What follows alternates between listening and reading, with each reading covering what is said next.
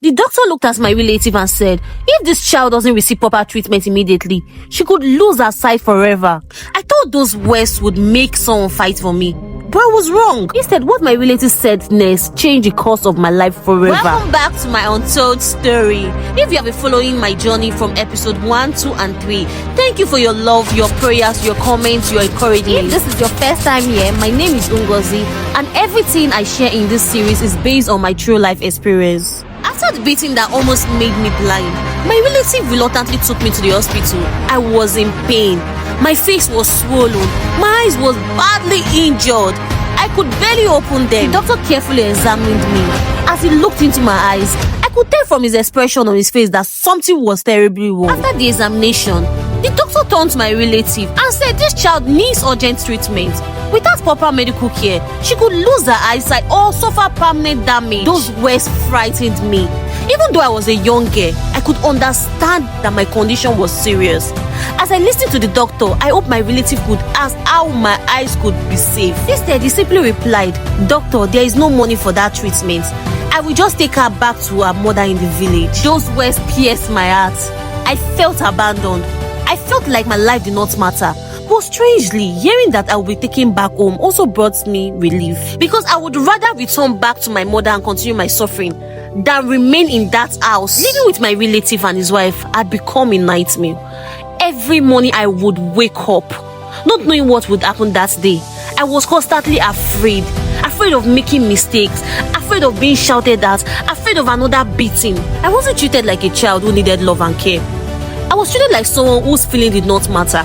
One thing that hurt me deeply was how unwanted I felt.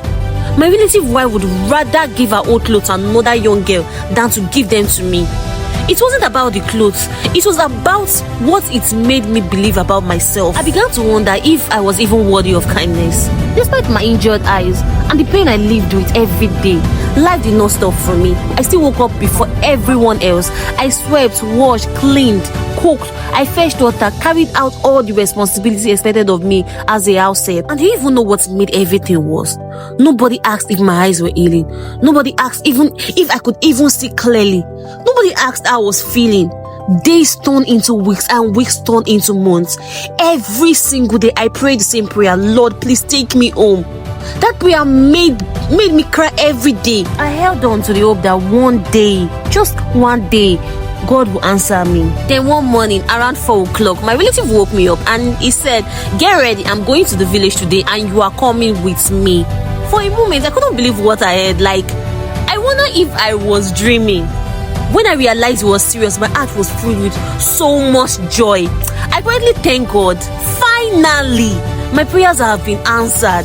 As I gathered my few belongings, I couldn't stop smiling. I was finally leaving this place that caused me so much pain. But as we traveled towards Onitshigo, another emotion slowly replaced my happiness. Reality began to sink in. I remember why I had left home. I left home with dreams. Dreams of going to school. Dreams of having a better future. Dreams that my life would be different. Instead, I was returning home with injured eyes, emotional wounds, and no education.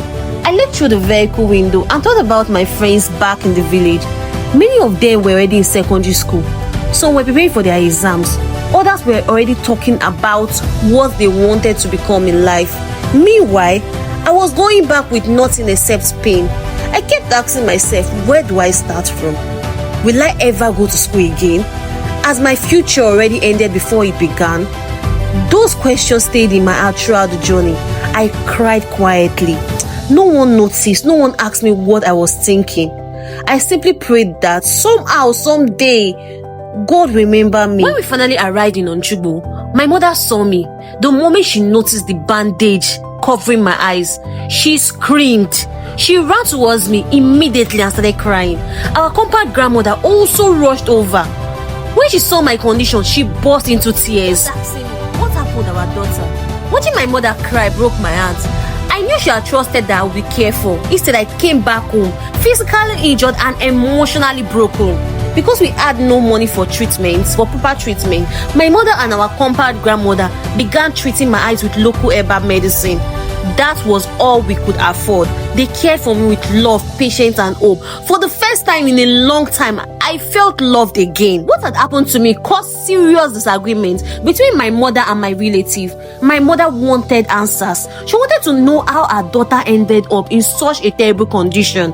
But because my relative was the breadwinner of the extended family at that time, the issue was handled carefully to avoid creating bigger family conflicts. That same night, my relative left the village. As I watched him leave, I had no idea what my future would look like.